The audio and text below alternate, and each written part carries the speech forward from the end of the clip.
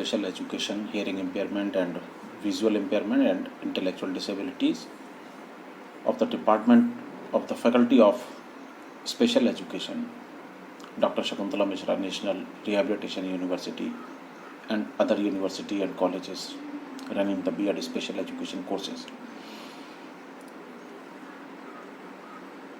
जिस तरह हम पिछले कुछ दिनों से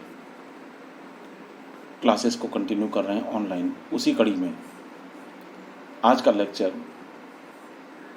स्पेशल पेपर BCD 207 यानी इंक्लूसिव एजुकेशन पर आधारित है। आज के लेक्चर में हम पिछले जो लेक्चर्स में हम टॉपिक्स कवर कर चुके हैं उनके आगे का हिस्सा हम कवर करेंगे। उम्मीद है कि ये आपको पसंद भी आएगा और अगर आप इसको मिस कर जाते हैं तो चिंता करने की बात नहीं है। आप मेरे YouTube चैनल एडुफोनिया पर भी जाकर इसको एक्सेस कर सकते हैं, वहाँ पर भी ये अपलोड हम बार बार कर देते हैं। तो उम्मीद है कि आप इसको ध्यान से सुनेंगे। Thank you. आज का सेशन हम लोग शुरू कर रहे हैं। सबसे पहले तो आप सभी का स्वागत है। एक कोरोना के काफ़ी लंबा गैप हो गया, लगभग 20 दिन का हम लोग क्लासेस बाहर रही थी। उसके बाद 20 दिन के बाद आप लोग सभी ऑनलाइन क्लासेस में जुड़े हैं। उम्मीद है कि सभी लोग स्वस्थ होंगे। कोरोना तो नहीं हुआ था किसी को?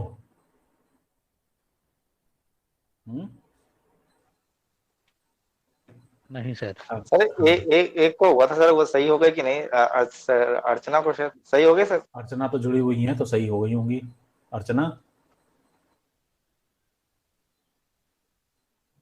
ये यस सर। भाग गई। हाँ, ठीक हो अब? Yes sir. चलो गुड। उम्मीद यही कर रहे हैं कि आप लोग सभी स्वस्थ और प्रसन्न होंगे। घर पे भी आप लोगों के सब लोग स्वस्थ होंगे और स्वस्थ ही रहिए, क्योंकि ऑफलाइन क्लासेस में जब आना हो तो पूरे के पूरे लोग मिलें हमें, ये हम लोग उम्मीद कर रहे हैं। एक आध कम ना हो। वैसे तो हम लोग क्या सब ठीक है, बाबा जी मेरे एक्सपायर हो गए थे वही कोरोना की वजह से। ओहो। तो चलिए सभी को, जो भी लोग किसी के भी घर परिवार में हैं भाई, उनको श्रद्धांजलि है। अब बीमारी में तो यही कहा जा सकता है कि और इसके अलावा कोई रास्ता भी नहीं है हमारे पास, किसी के भी पास। खैर, बिल्कुल सर। सर आप ठीक हैं सर? हाँ मैं ठीक हूँ, बिल्कुल स्वस्थ हूँ, ईश्वर की दया है सब। खैर, तो आज बहुत लंबा सेशन नहीं करेंगे, क्योंकि बिल्कुल पहली क्लास है आप लोगों की। एक तरीके से जहाँ से छोड़ा था हम लोग वहीं से स्टार्ट करेंगे। मुझे याद है 4 तारीख को हमने आखिरी क्लास ली थी और आज 24 तारीख है, 20 दिन हो चुके। इन 20 दिनों में बहुत कुछ बदल गया। लेकिन हमारा सिलेबस नहीं बदला। हमारा सिलेबस वही है, हमारी चीज़ें भी वही हैं। हम लोग बात कर रहे थे पिछली बार UNCRPD। मुझे ध्यान है कि UNCRPD के विषय में हम लोग बात कर रहे थे। UNCRPD मतलब आप लोगों को पता ही होगा, United Nations convention for the right of the persons with disabilities. यानी ये संयुक्त राष्ट्र संघ का द्वारा किया गया एक प्रकार का समझौता है जो दिव्यांग या विकलांग व्यक्तियों के अधिकारों से संबंधित है। राइट? तो हम मेनली इसी के बारे में बात करेंगे। 13 दिसंबर 2006 में यूनाइटेड नेशंस की जनरल असेंबली ने इस समझौते को स्वीकार किया और 3 मई 2008 में ये प्रभाव में आ गया।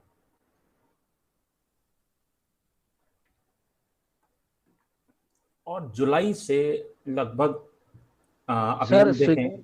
हाँ बोलो सर, कब किया गया था? आवाज चली गई थी। अच्छा, यूनाइटेड नेशंस जनरल असेंबली में 13 दिसंबर 2006 में इस समझौते को स्वीकार किया गया, किंतु ये प्रभाव में आया 2008 मई को, 3 तारीख को। यस सर, ठीक। और जुलाई 2020 में अगर हम देखें तो लगभग 182 इसकी पार्टीज हैं और 163 सिग्नेटरी कंट्रीज हैं। ठीक, तो जो भी यूनाइटेड नेशंस के अंदर आने वाले जितने भी देश हैं वो सब इसके सिग्नेटरी होते हैं। इसके अलावा कुछ एनजीओज भी होते हैं, कुछ और भी काम करने वाले जो एजेंसीज होती हैं वो भी इसकी सिग्नेटरीज होती हैं। इसीलिए 163 और 182 का जब आप देखते हैं, 163 सिग्नेटरीज और 182 पार्टीज, तो ये फर्क केवल इसलिए आता है क्योंकि सिग्नेटरीज देश होंगे और पार्टीज भी होंगे। पार्टीज का मतलब है कि वहां पर स्टेट्स के अलावा भी बहुत सारी चीजें होती हैं। इसमें बहुत सारी भाषाओं में इस कन्वेंशन को अनुवाद किया गया, बहुत सारी भाषाओं में इसको कहना चाहिए मान्यता प्रदान की गई, जिसमें अरेबिक है, चाइनीज है, इंग्लिश है, फ्रेंच है, रशियन है, स्पेनिश है। ठीक, खैर, तो हम बात करेंगे इस समझौते की जिसमें हम लोग देख रहे हैं कि यह कौन सा समझौता है, किस उद्देश्य से बनाया गया है और क्या इसका कारण है। तो यह है विकलांगता या दिव्यांगता से ग्रस्त व्यक्तियों के अधिकारों के बारे में संयुक्त राष्ट्र समझौता, यानी United Nations convention on the rights of persons with disability, UNCRPD। यह संयुक्त राष्ट्र का एक ऐसा समझौता है जो विकलांग लोगों के मानवाधिकारों के संबंध में है। यह संयुक्त राष्ट्र संघ द्वारा किया गया पहला ऐसा समझौता है दुनिया का जो मानवाधिकार से संबंधित है। यह मनुष्य को एक चैरिटी, दया, कृपा पात्र या चिकित्सीय या कहना चाहिए कि सामाजिक सुरक्षा के पात्र के रूप में ना देखकर समाज में बराबर का, अधिकृत, इज्जतदार और अधिकार युक्त सदस्य के रूप में देखने के उद्देश्य से बनाया गया है। क्योंकि बहुत सालों से ये कमी महसूस की जा रही थी कि इससे पहले हमारे पास में जो आप देखेंगे कि बहुत सारे मॉडल्स थे डिसेबिलिटी को डिफाइन करने के, डिसेबिलिटी के इंटरवेंशन के लिए, डिसेबिलिटी को मैनेज करने के लिए। उसमें थे चैरिटी मॉडल था, मेडिकल मॉडल था, सोशल मॉडल था। तो आप जानते हैं चैरिटी मॉडल में हम लोग ये बात मान के चलते हैं, उसका जो मूल तत्व है वो दया है। उसमें हम ये मान के चलते हैं कि अरे भैया पिछले जन्मों का कोई कर्म है जो इसमें फल हो रहा है, तो ये हुआ चैरिटी मॉडल। तो ऐसी आधार पर कि ठीक है यार कोई बात नहीं, पाप के और पुण्य की बात है तो किसी को कुछ दे दो। किसको दे दो? बोले दिव्यांग लोगों को दे दो। ठीक है, इसी तरीके से नेत्रहीनों को या दृष्टिहीनों को जो लोग चीजें बांटते हैं, चाहे वो खाना हो या फिर वस्त्र हो या कोई और चीजें हो, तो ये बांटने वाला चक्कर वो सब चैरिटी मॉडल का था। हर देश में अपने अपने तरीके हैं, तो हर देश का अपना अपना मॉडल है, लेकिन वैसे वो चैरिटी मॉडल ही है कुल मिला के। फिर आया चिकित्सीय मॉडल। मेडिकल मॉडल ये कहता था कि व्यक्ति में कोई ना कोई तो दोष है। क्या दोष है? इसका मतलब व्यक्ति दोषी है। व्यक्ति दोषी है का मतलब इसे इल्जाम नहीं है कोई, लेकिन उसका दोष या उसका डिफेक्ट दिखाई दे रहा है। वो ह्यूमन बॉडी को एक ह्यूमन बॉडी की तरीके से मान के चल रहे हैं और उन्होंने कहा कि ह्यूमन बॉडी में एक विशेष प्रकार का डिफेक्ट है। इस डिफेक्ट को हम मेडिकली दूर कर सकते हैं, क्लिनिकली दूर कर सकते हैं या नहीं कर सकते हैं, ये एक बहस की बात है। अगर हम दोष दूर कर दें तो सही बात यह है कि दोष दूर हो जाएगा, मनुष्य की बॉडी फिर टनाटन हो जाएगी, ठीक हो जाएगी। भाई उसके हिसाब से हम अपना काम करते रहेंगे। तो उन्होंने मनुष्य को मनुष्य के रूप में ना देखकर एक दोषी बॉडी या शरीर के रूप में जाना, तो ये चिकित्सीय मॉडल का बेसिक काम है। इसीलिए आप देखेंगे जितने रेक्टिफिकेशन हैं, करेक्टिव सर्जरीज हैं, उन्हें करेक्टिव सर्जरीज कहा जाता है। इसलिए कहा जाता है क्योंकि वो उसको इंटैक्ट करना चाहते हैं। वो करेक्शन करने के बाद चीज़ों को जैसे वो होनी चाहिए उस मॉडल में फिट करना, एक खांचा बना लिया है, उस खांचे में फिट करना है। सोशल मॉडल कहता है कि यार लोगों को ठीक है, सामाजिक विचारधारा है, सामाजिकता है, उस मेन स्ट्रीम में लाना है, मुख्य धारा में लाना है। मुख्य धारा में लाने के लिए बहुत सारे तौर तरीके हमें लागू करने पड़ेंगे और हमें उन्हें लाना पड़ेगा, मुख्य धारा में शामिल करना पड़ेगा। इसके लिए समाज की मुख्य धारा में शामिल करने के लिए हमें बहुत सारे काम भी करने पड़ेंगे।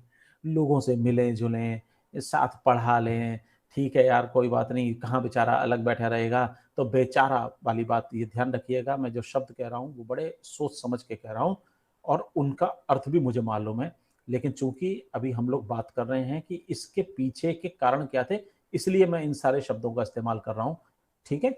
तो इसलिए इन शब्दों को कोई बहुत दिल पे लेने वाली बात नहीं होनी चाहिए।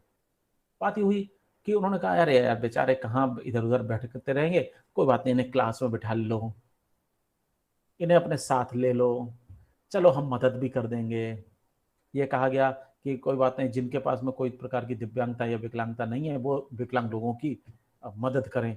तो बेसिक पीछे मदद ही है, लेकिन हम उसका तौर तरीका बदल देते हैं। ठीक है भैया, किसी की व्हीलचेयर को धक्का दे दिया, किसी का हाथ पकड़ के रोड क्रॉस करवा दी, अपने साथ ले गए कि कहाँ, तो वो बेचारापन ना हो, लोग अकेले ना रह जाएं, इसके लिए हमने उसे अपने साथ जोड़ के सामाजिकता दिखानी शुरू की। ये सामाजिक मॉडल की बात है।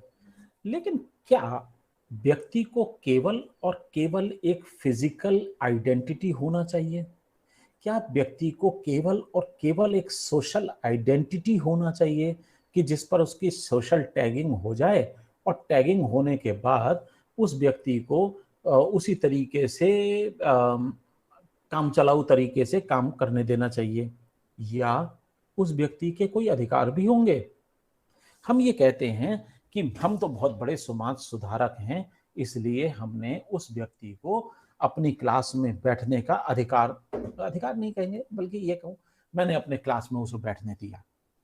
मैं तो साहब जब पढ़ाता हूँ तो मैं हर बच्चे को अपने पास बुला लेता हूँ, उससे पूछ लेता हूँ भाई तुम्हारी विकलांगता है, कोई बात नहीं बेटा बाहर मत खड़े हो, आओ मेरी क्लास में बैठ जाओ। एक्चुअली मैं कर क्या रहा हूँ? मैं दया दिखा रहा हूँ। मैं किसी भी चीज को कृपा के रूप में आपके ऊपर दिखा रहा हूं। लेकिन अगर मैं ये कहूं कि मैं आपको बैठने दूं या क्लास में ना बैठने दूं, इससे कोई फर्क नहीं पड़ता। दिव्यांग बच्चों को भी उसी क्लास में पढ़ने का अधिकार है जिस क्लास में गैर दिव्यांग व्यक्ति पढ़ रहे हैं। क्या इन दोनों बातों में फर्क होगा या नहीं होगा? आप लोग बताइए।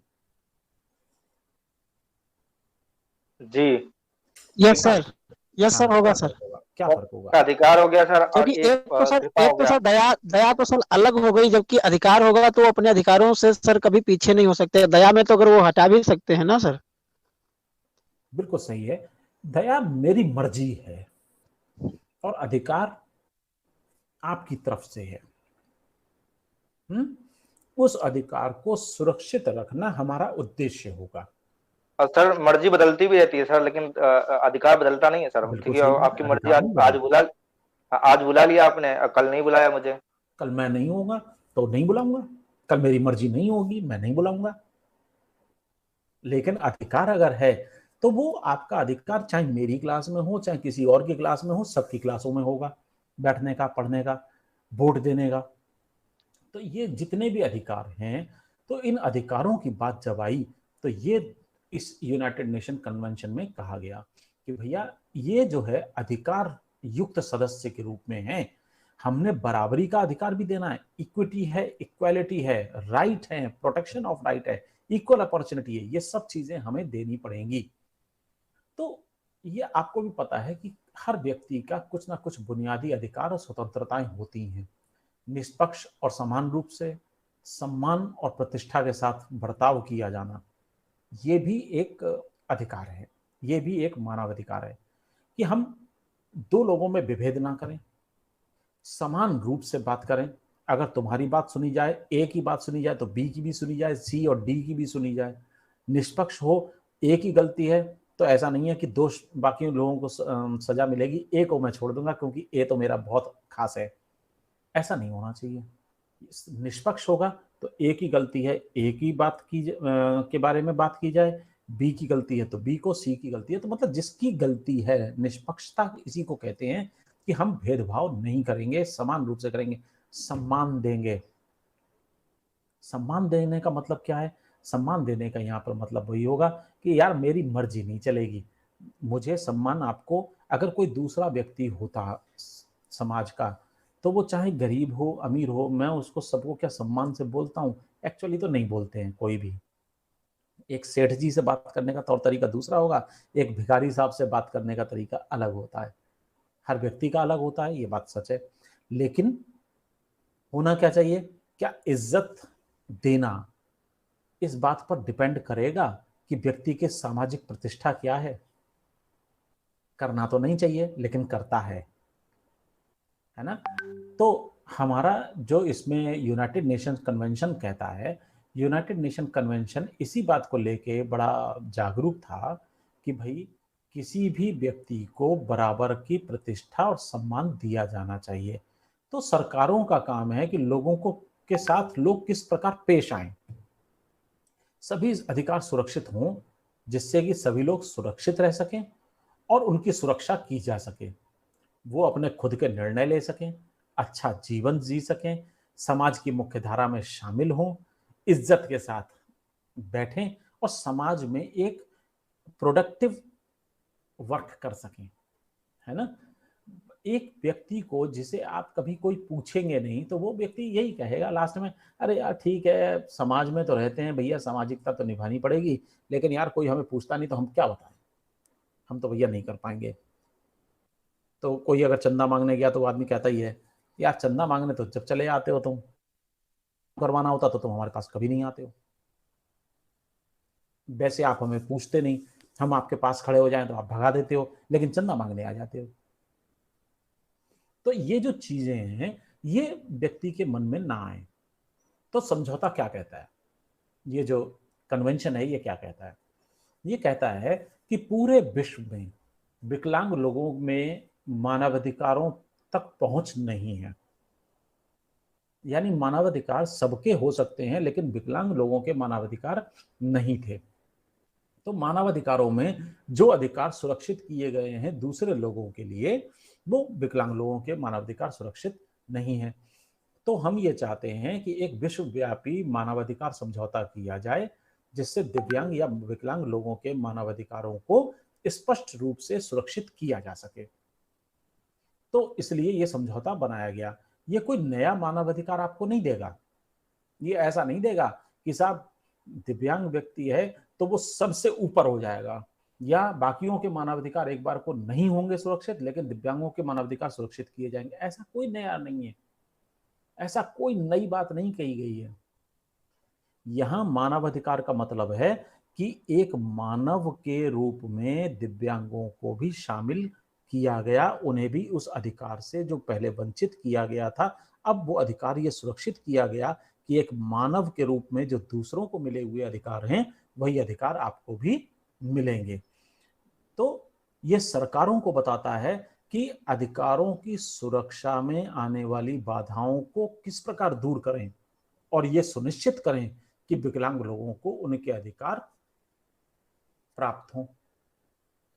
तो 2006 में जो इसका समझौते को अपनाया तो इसका उद्देश्य हुआ कि विकलांग लोगों के लिए समान मानवाधिकारों और स्वतंत्रता को बढ़ावा देना, इनकी सुरक्षा करना और ये सुनिश्चित करना कि विकलांग लोगों की प्रतिष्ठा और सम्मान का प्रचार प्रसार और कहना चाहिए कि स्वीकार्यता भी हो। तो भारत सहित कई देशों ने, कई सरकारों ने इस पर समझौते पर हस्ताक्षर किए और भारत भी इसका एक अंग है। इसीलिए आप देखेंगे कि जो पीडब्ल्यूडी एक्ट हमारे यहाँ आया था, ठीक, वो था आपका, वो अधिकारों के संरक्षण की बात 1995 में कर रहा था। क्यों?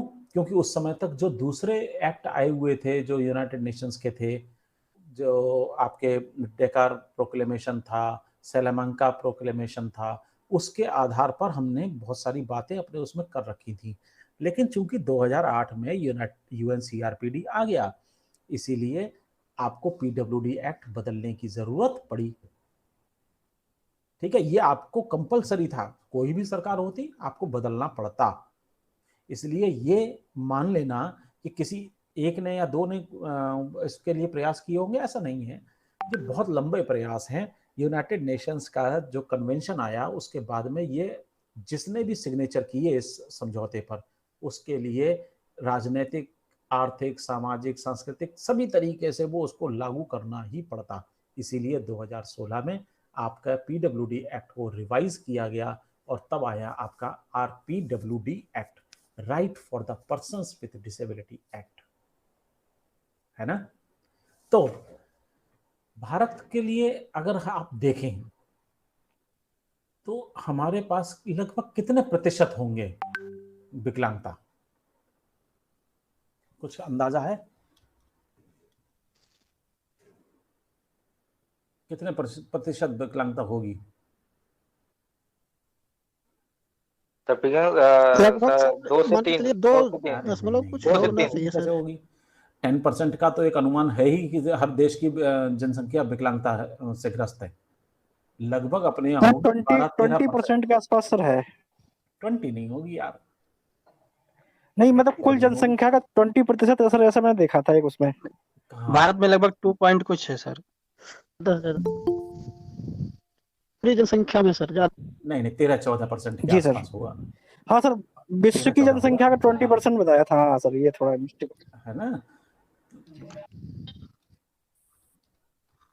मुझे लगता है कि 13 से 14% के करीब भारतवासी विकलांग हैं, क्योंकि इसका कोई वैसा आंकड़ा नहीं है अपने पास अधिकृत, क्योंकि जो 2011 में जो सेंसस हुई थी, जनसंख्या गणना हुई थी, उस जनगणना के आधार पर भी हम उसको अधिकृत तौर पे नहीं मान सकते। उसका कारण है, हालांकि लोग कहते हैं कि 2011 में इतने % बताया गया, इतने % है, लेकिन मेरा मानना ये है कि वो इसलिए कम से कम 15-16 करोड़ लोग हो गए विकलांग की कैटेगरी में। बिल्कुल हो गए, बिल्कुल हो गए। आप क्या सोच रहे हो 15-16 करोड़ नहीं हो गए? Yes sir.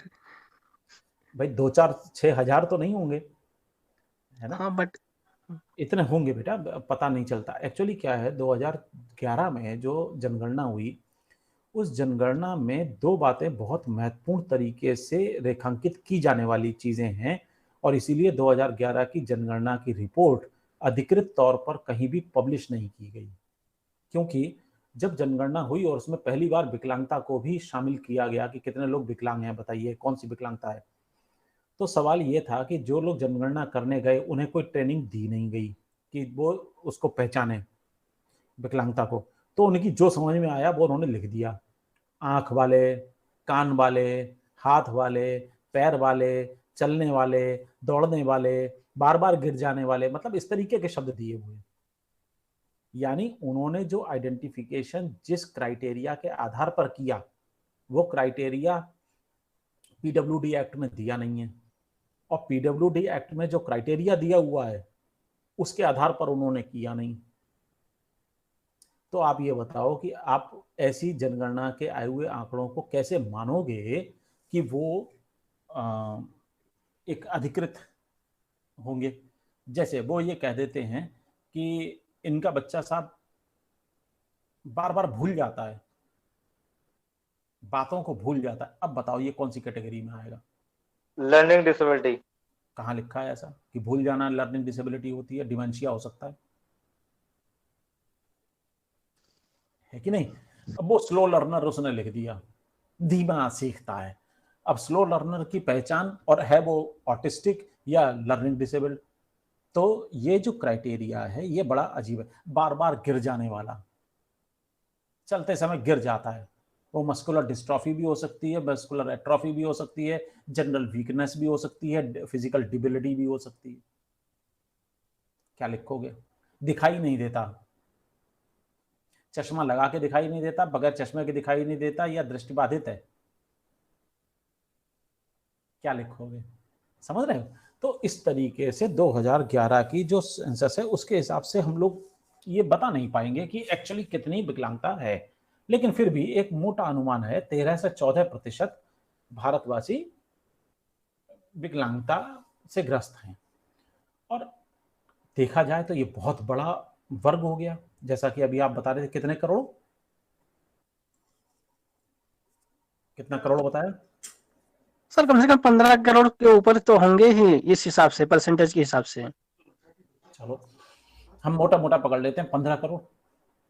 तो 15 करोड़ का ये वर्ग कोई कम बड़ा वर्ग तो नहीं है। अच्छी शिक्षा पाना, अच्छी नौकरी पाना, समुदाय के एक्टिविटीज में भाग लेना, अपने विचारों को प्रकट करना, किस प्लेटफॉर्म पे प्रकट करें, ये सारी चीजों में कठिनाई तो हो जाएगी और होनी ही चाहिए, होती भी है। हम कहाँ कहें, अपनी बात किससे कहें, हमारी जो समस्याएं हैं वो कौन सुनेगा, किसको हम एड्रेस करेंगे, ये सारी की सारी चीजें आती हैं। तो भारत के संदर्भ में अगर हम देखें तो ये समझौता इन सारी समस्याओं को हल करने के दिशा में मदद कर सकता है। तो ये समझौते के हिसाब से विकलांग लोगों के नागरिक, राजनीतिक, आर्थिक, सामाजिक और सांस्कृतिक अधिकारों की सुरक्षा करना उद्देश्य है और इसे तुरंत लागू करना ये भी हर सरकार का उद्देश्य है और इन्होंने लागू किया। और आपको मालूम है आरपीडब्ल्यूडी एक्ट के रूप में उन्होंने इसको लागू कर भी दिया। ये सूचना सरकारों को इस बात की व्यावहारिक सूचना प्रदान करता है कि विकलांग लोगों के अधिकारों को किस प्रकार सुनिश्चित करें, जिनमें स्वास्थ्य है, शिक्षा है या और अन्य सेवाएं हैं, उनको सुलभ बनाना। कैसे आप सुलभ बनाएंगे? जैसे गतिशीलता से संबंधित है, यानी मोबिलिटी से संबंधित कोई चीज हो तो बैरियर फ्री एनवायरनमेंट बनाना। आप आईसीटी का इस्तेमाल कर सकते हैं, आप असिस्टिव टेक्नोलॉजी का इस्तेमाल कर सकते हैं। ठीक, सूचनाओं को, पहली बात तो ये सूचनाएं जो भी हैं वो उन सूचनाओं को समझ तो ले व्यक्ति, तो इजी रीड मोड होना, ये सब चीजें आपको लागू करने के लिए यहाँ पर दिया गया है। तो हमारे जैसे नागरिक और राजनीतिक अधिकार हैं, कौन कौन से अधिकार हैं नागरिक और राजनीतिक?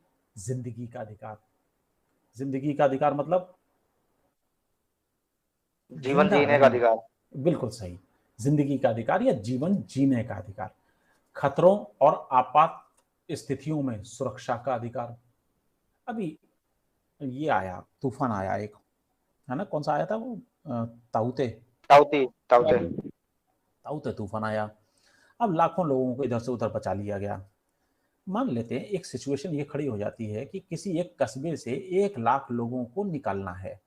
एनडीआरएफ की टीम खड़ी हुई है, सब लोग हैं वहां पर, सेना, वायुसेना, जो भी इस प्रकार की चीजें हो सकती हैं सब वहां हैं।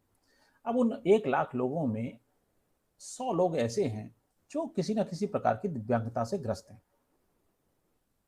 तो मैं एक कमांडर हूं, मैंने कहा कि भाई देखो ऐसा है, पहले तो निकालो इन लोगों को जो लोग सही हैं, है ना, क्योंकि विकलांगों के साथ में दिक्कत आएगी कि हो सकता है कि ये ज्यादा जगह घेरे हैं, हो सकता है कि इनको हमें बड़ा मदद करनी पड़ेगी, बड़ा वो करना पड़ेगा, तो उसमें टाइम लगेगा ज्यादा। तो पहले एक काम करो कि बाकी लोगों को निकालो पहले बाहर। तो हमने बाकी लोगों को निकालने में लगे रहे, तब तक तूफान आया और सब चौपट हो लिया। एक तो ये कंडीशन हो सकती है। तो हमने क्या किया, आपात स्थितियों में उनकी सुरक्षा नहीं की कायदे से।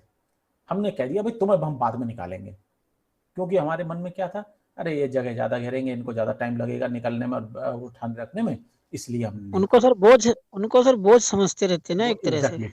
तो मैं उसको बोझ समझा और मैंने उसको थोड़ा सा बाद में टाल दिया।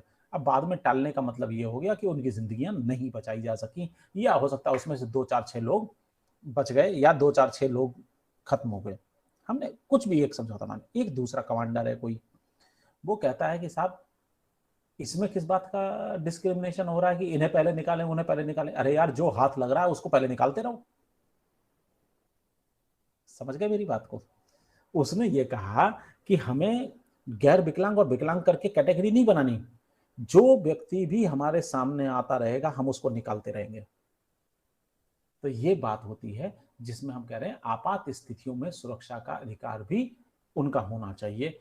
हम ये नहीं कह सकते अरे यार तुम्हें क्या करना है, तुम तो बैठे रहो, ये नहीं कह सकते। कानून के आगे समान पहचान, यानी in the I of law सभी लोग बराबर हैं।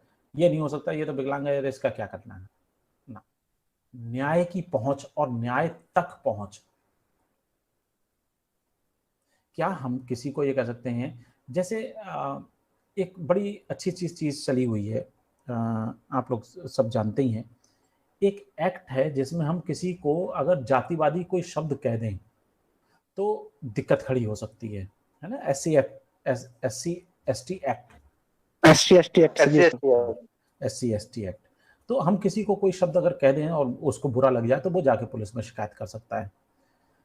लेकिन दिव्यांग लोगों को अगर हम कोई उल्टा सीधा शब्द कह दें, कोई भी, है ना, तो क्या उसके पास इस बात का अधिकार है कि वो चला जाए और जाके शिकायत कर दे?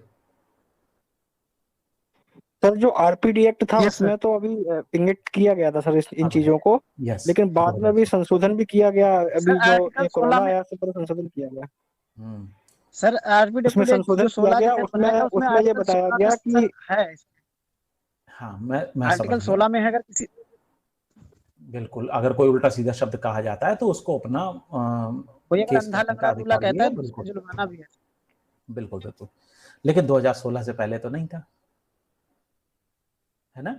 तो इसी तरीके के अधिकार कि न्याय तक अगर आप पहुंच भी जाएंगे, आप किसी थाने में चले जाएंगे और कहेंगे साहब उसने मेरे को ऐसे ऐसे कहा, तो क्या भागो यहाँ से यार, तुम्हें कह दिया तो क्या फर्क पड़ गया, वो नहीं, वो तो इस तरीके से कह के भगा देता था।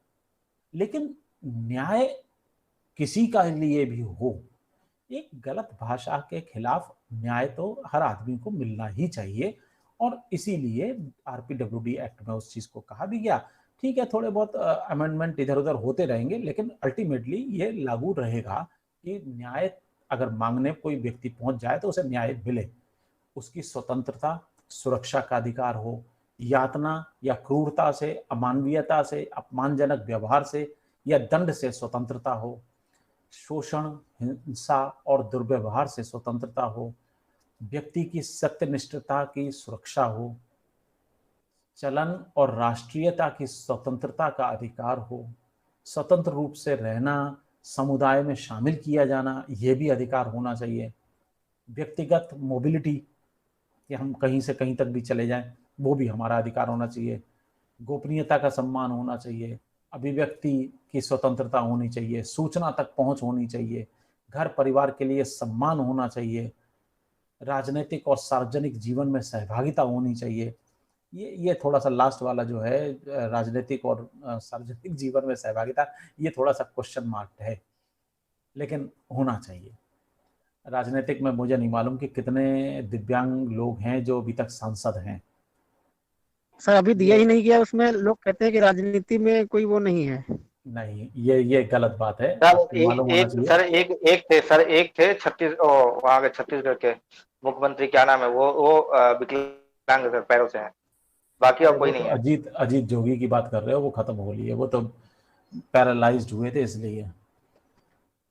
तो कहने का मतलब ये है कि आज तक क्यों चक्कर पता है क्या है, इस 2016 के अधिकार आने के बाद किसी भी संगठन ने शायद अभी तक ये मांग भी नहीं की है कि MP बनने के लिए भी आपका अधिकार होना चाहिए संसद में, जब हर जगह पर वो लग रहा है। आप बताओ, क्या जब पॉलिटिकली इलेक्शंस होते हैं तो सीटें रिजर्व नहीं होती हैं?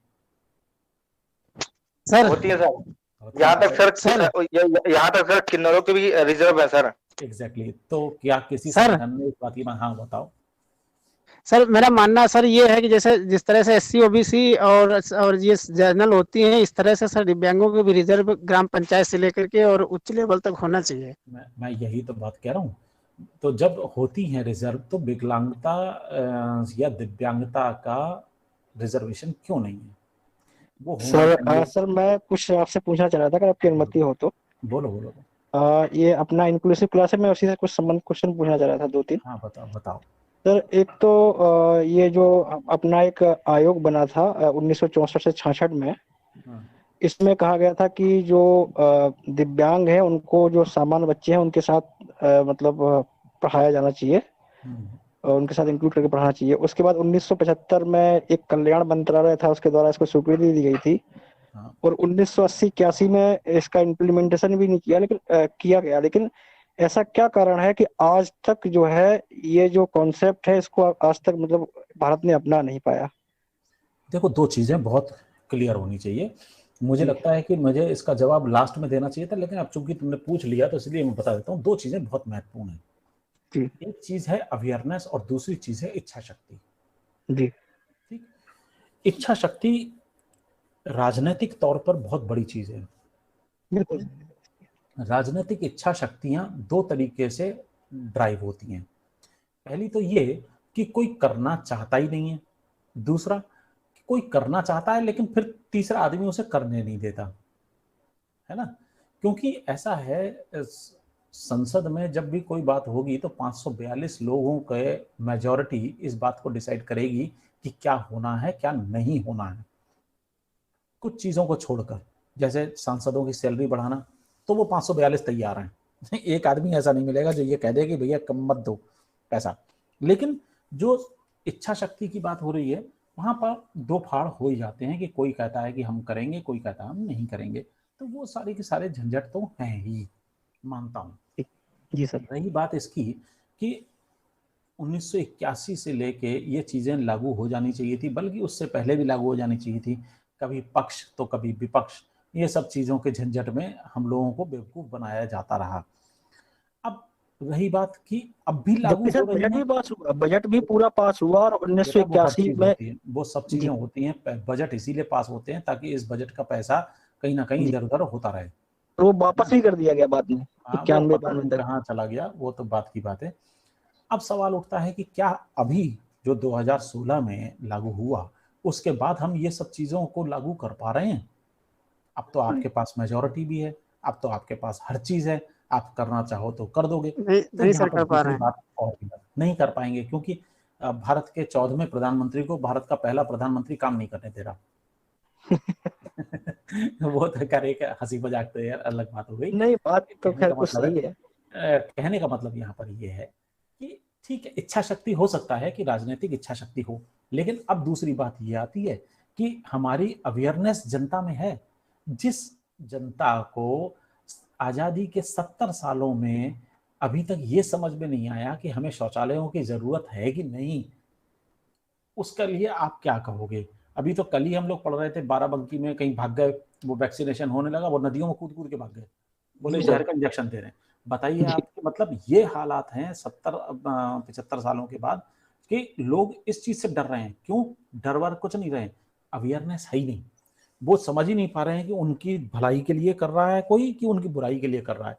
वो तो राजनीतिक अपनी जो वो होती है ना, उनके हिसाब से चलते हैं कि साहब हम इसकी सरकार है इसलिए हम ये काम नहीं करेंगे, उसकी है इसलिए नहीं करेंगे, जबकि होना क्या चाहिए। नहीं सर, इसमें लॉजिक भी है सर, क्योंकि जो हमारे यूट्यूब पे मीडिया है सर, ऐसे से जो गलत न्यूज फैलाते हैं ना कि कोरोना से लोग मर रहे हैं, इसका कारण यही है।